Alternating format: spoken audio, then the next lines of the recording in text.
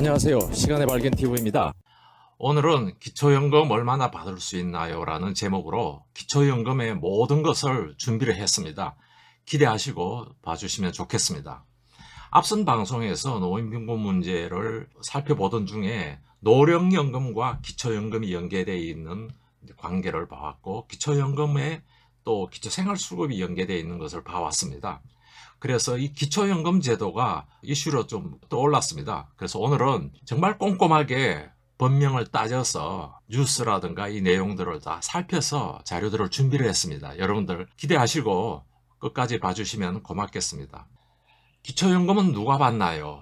그것은 만 65세 이상이고 대한민국 국적을 가지고 계시며 국내에 거주하는 어르신 중 가구의 소득 인정액이 선정기준액 이하인 분들께 드립니다. 이렇게 되어 있습니다. 그러니까 월 단독 가구는 180만 원 이하인 경우, 부부 가구인 경우에는 288만 원 이하 경우는 해당이 된다는 얘기입니다. 그렇다면은 22년 현재 단독 가구는 30만 7,500원, 부부 가구는 20% 공제한 49만 2천원이 지금 지급되고 있고요. 현 정권 공약으로서는 단독 가구가 40만 원, 부부 가구가 64만 원으로 공약을 내세운 바가 있습니다. 이렇게 해서 노인분들의 70%를 지원하겠다는 정책입니다. 그렇다면은 기초연금으로 해가지고 70%죠. 노인분들의 수급자 생활비 마련을 통계를 해봤더니 기초연금으로서 생활비로 51.6%를 차지하고 있고, 근로소득으로 해서 29.8%를 차지하고 있고, 이전소득이라는 것은 기보유하고 있는 재정으로서 생활비를 마련하고 있다는 통계가 7.1%에 불과합니다. 이런 내용들을 보시면서 한번 살펴보겠습니다. 그럼 소득 인정 금액이라는 것은 어떤 거냐면은 선정 기준이 4가지로 되어 있는데, 첫 번째 사업소득, 비즈니스로 일어나는 소득을 말하는 거죠. 임대소득이라면은 부동산 및 동산, 그리고 특허라든가 어떤 권리로 인해서 인지세라든가 이런 것으로 인해서 소득이 일어나는 경우를 말할 수가 있습니다. 재산소득이라면은 이자 소득이 우선 될 수가 있죠. 예적금의 이자, 주식, 기타 이자라든가 또 주식의 배당, 이런 것들로 인해서 나오는 소득을 말할 수가 있고, 연금소득이라면 민간연금보험이라든가 연금저축도 있죠. 그로 인해서 재산상 소득이 일어나는 경우에는 선정기준금액에 재산으로서 포함을 시키겠다는 거죠. 그 다음에 공적 이전 소득이라는 것은 다름이 아니라 국가에서 지불하는 각종 국민연금과 또 국가에 지불하는 수당이라든가 급여라든가 이러한 것들도 포함시키겠다는 거죠. 그 다음에 무료 임차소득이라는 것은 다름이 아니라 자식이 예를 들어서 30억, 60억이라는 고급 주택에서 살고 있는 부모님들은 이 금액에서 기준에 따라서 감액을 하거나 제외시킬 수 있다라는 내용입니다. 이렇게 4가지 상황을 살펴서 단독 가구와 부부 가구의 이 선정 금액을 기준 정하게 됩니다. 이 4가지 내용들은 개인의 사정에 따라서 살펴봐야 할 것들이 있기 때문에 여러분들 포기하지 마시고 연금관리공단에 찾아가셔서 상담을 하시다 보면은 공제된 금액이라든가 공제 기준이라든가 내용들이 많으니까 여러분들 꼭 참고하셔서 70% 안에 해당되면 지원을 받으실 수가 있으니까 그렇게 이해해 주시면 좋겠습니다. 그 다음 기초연금 제외 대상군을 한번 보겠습니다. 고급 자동차 3000cc 이상 혹은 4000만원 차량가액 승용차, 승합, 이륜차를 말합니다. 단 10년 이상 출고를 경고한 차나 압류 등으로 인해서 운행이 불가능한 차이거나 생업용 차량이거나 장애 및 유공자는 예외로 하고 있습니다. 그 다음에 각종 회원권 소유자, 이거는 지방세법 제6조에 의한 회원권입니다. 골프, 승마, 콘도미니엄, 요트, 종합체육시설 이용에 해당하는 회원권인데 이 내용들은 하나하나 잘 살펴보셔야 됩니다. 그래서 생업용 차량은 소기의 내용들을 잘 설명을 하면은 이거는 해당 범위로 될 수가 있습니다. 그러니까 여러분들 잘 요거는 살펴보실 필요가 있고, 종합체육시설에 대해서도 범위를 잘 보셔서 요거는 검토해 보시면 되겠습니다. 그 다음에 제외 대상군은 공무원연금, 사립학교 교직원연금, 군인연금, 별정우체국연금 등 이렇게 좀 볼 수가 있습니다. 그러나 단 예외 기초연금 수급 가능한 자가 있습니다.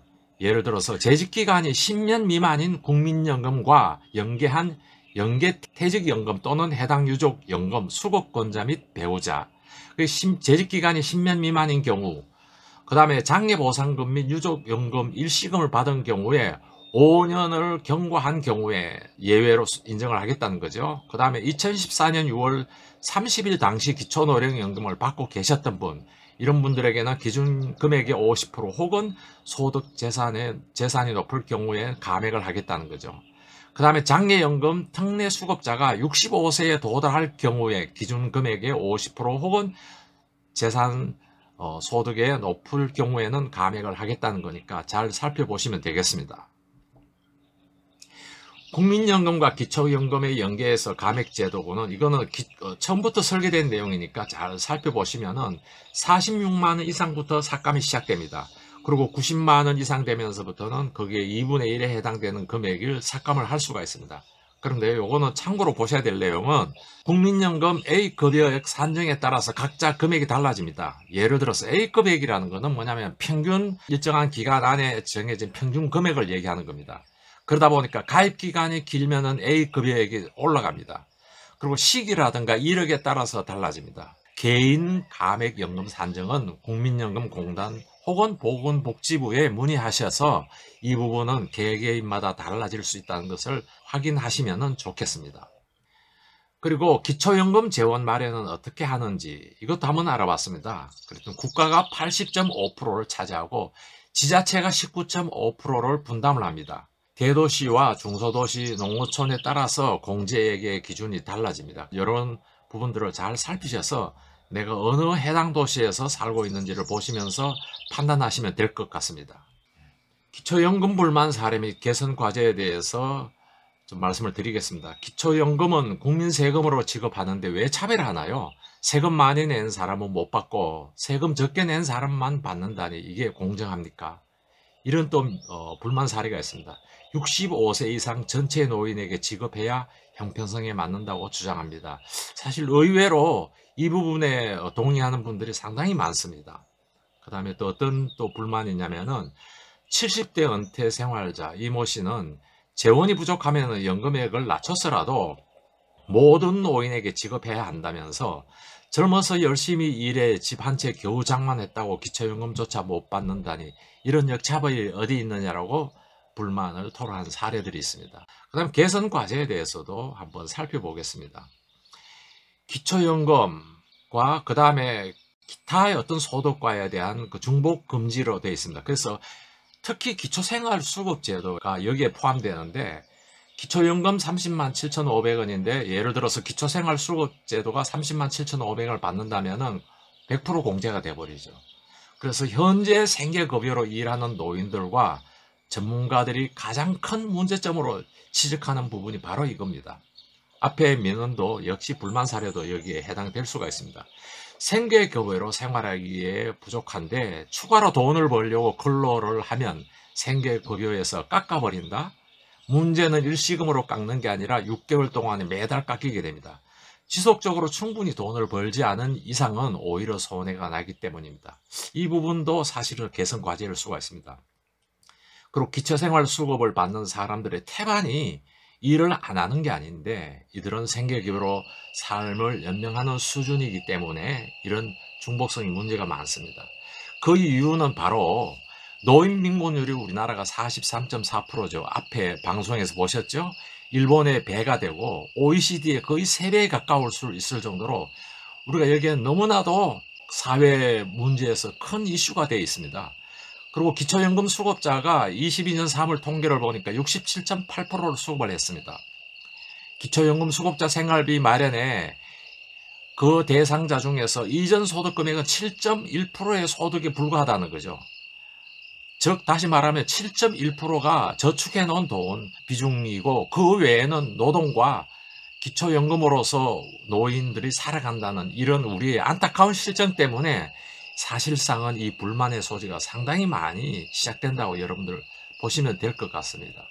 그리고 인구 구조의 변화 등으로 인해 가지고 기초연금 재원에 대한 일부 책임이 지자체의 부담으로서 작용할 소지가 높습니다. 현재 지자체 부담은 19.5%지만은 노인 인구 비율이 점점 높아지는 지방 같은 경우에는 기초연금에 대한 부담이 느는가 하면은 또 반대로 지자체의 수입은 점점 낮아질 가능성이 높기 때문에 이 문제는 살펴보아야 될 문제인 것 같습니다.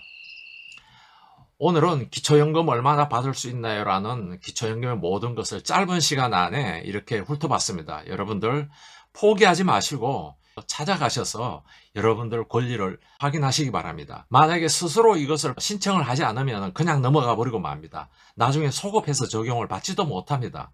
그러니까 여러분들께서 만 65세 생일을 지나가는 경우에는 꼭 가셔서 기초연금을 받을 수가 있는지 이 내용을 잘 분석을 받으셔서 70%에 해당되는 범위에 들어간다면 소정의 연금을 받으실 수가 있으니까 여러분들 포기하지 마시고 꼭 받으시기를 바랍니다. 만약에 제가 말을 빨리 해서 넘어갔다면 두세 번을 보시면 아마 이해하실 겁니다.